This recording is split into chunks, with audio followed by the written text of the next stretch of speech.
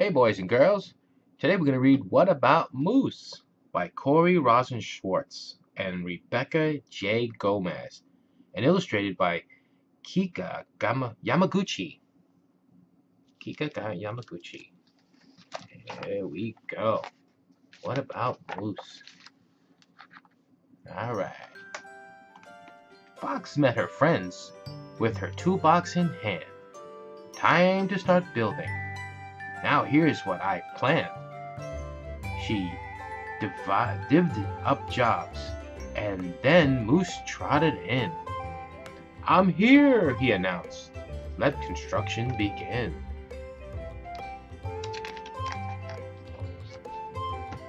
He put on a hard hat and said, "Let's get to it. I'll be the foreman. I know how to do it." "Now hold on," said Fox. "Let's work as a team. We need you to help with that big, heavy beam."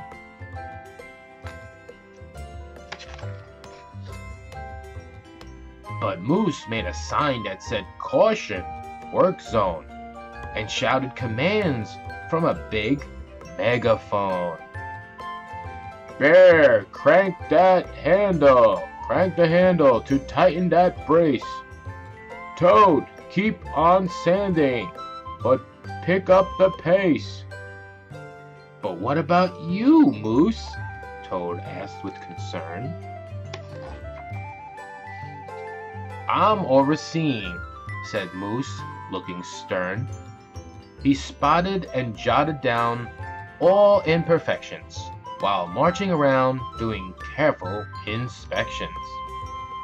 "Skunk, put your back into lifting those poles. Porcupine, watch it, you're poking small holes." He spouted and shouted all kinds of advice. "Measure correctly, we must be precise." "But what about you, Moose?" Fox asked with a glare. "You're tromping about but not doing your share." Moose wiped his forehead. "I've worked up a sweat. Being in charge is the toughest job yet." Skunk nailed the crossbeams to make the floor strong. But Moose said, "Not that way! You're doing it wrong. The floor and the door should be just a bit straighter." Then Porcupine mumbled, "Who made him director?" Fox laid the floorboards as Toad manned the drill. Bear did the caulking with handyman skill. Moose clambered up as they nailed the planks tight. "Time for the walls," he said. "Don't take all night." "But what about you, Moose? You're in the way." "Nonsense," said Moose. "Just do as I say." A clunkety-plunk. One wall was complete. "Perfect," said Moose. "But watch out for my feet." The walls all went up as they hefted and pounded and built around Moose until he was surrounded. "Get ready! Now, steady! Now listen to me! Lift up the roof when I count 1, 2, 3. "But what about you, Moose?" the friends said as one. Moose said, "No questions. Our work's almost done.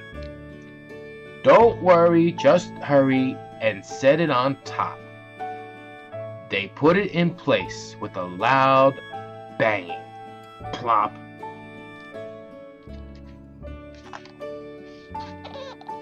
Oh no! And it was too late when Moose hollered, "Stop!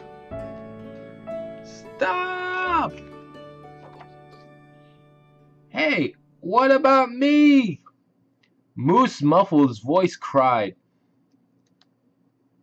"You built all around me. Now I'm shut inside. I'll never squeeze out of this tiny front door. What are you all just standing there for?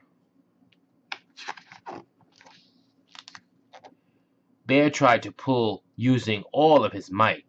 It's hopeless, cried Moose. This doorway's too tight. He groaned and he grumbled. It's squishing my butt. We'll help you, said Fox, if you keep your mouth shut.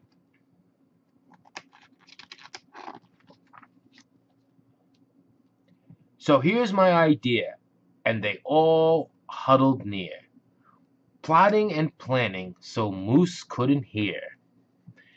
With thumping and bumping, they worked around Moose, and soon they were ready to set their friend loose. A push and a smush, and he popped back inside. Oh, wow, a trap door. He zipped down the slide. Then Fox named a game that the friends could all play. And what about Moose?